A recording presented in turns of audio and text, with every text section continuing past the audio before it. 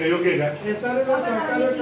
दादा घर तोडू नका, संघर्ष समितीला आणि महानगरपालिकेला तुम्ही सहकार्य करा, योग्य आहे का? ते योग्य आहे का? आम्हाला लेखी द्या.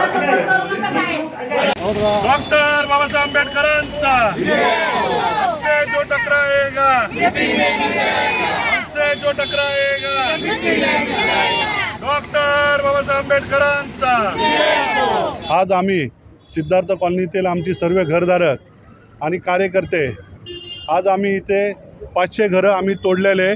आज आम्ही महानगरपालिकेला उमेश पाटील साहेब यांना आज आम्ही भेटून त्यांना आज आम्ही जाब विचारणा करता आलो की साहेब, तुम्ही जो सिद्धार्थ कॉलनीमध्ये तुमचे ते जगताप साहेब आणि तुम्ही सिद्धार्थ कॉलनीमध्ये तुम्ही फिरून सांगितलं की घरं तोडू नका, तुम्हाला दंड आकारला जाईल, हे तुम्ही जे काय कायद्यानुसार हे तुम्हाला योग्य वाटलं का? तर आज आम्हाला उमेश पाटील साहेबांनी सांगितलं जे आम्ही काही शब्द बोललो आहे ते आमच्याकडून चुकून निघालं आहे. आम्ही याच्यामध्ये आमचा काही हस्तक्षेप नाही आहे आणि आम्ही हे बोललेलो आहे. आम्हाला याच्याबद्दल क्षमा असावी. आम्ही फक्त याच्याकरता आलेलो की सिद्धार्थ कॉलनीमध्ये साफसफाई स्वच्छता ठेवा, हेच आम्ही सांगणार आहोत. आज त्यांनी त्यांची जी चूक झालेली आहे ती त्यांनी आज कबूल केली आहे आणि मान्य केली आहे.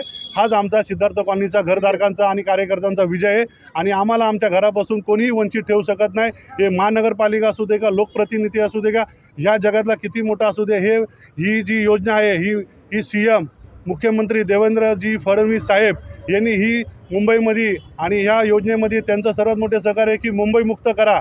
तर आमचा हे योजनेचा ह्याच्यामध्ये कोणीही आम्हाला थांबवू शकत नाही आहे. आमचा विकासक झोपडपट्टीचा हे आमचे 500 घरं तोडलेले रुपारेल बिल्डकॉम हेच आमचा विकास करू शकते आणि हेच आम्हाला सर्वांचा आमचा विजय झालेला. हेच बोलून मी माझं 2 शब्द इथं संपवतो. जय भीम.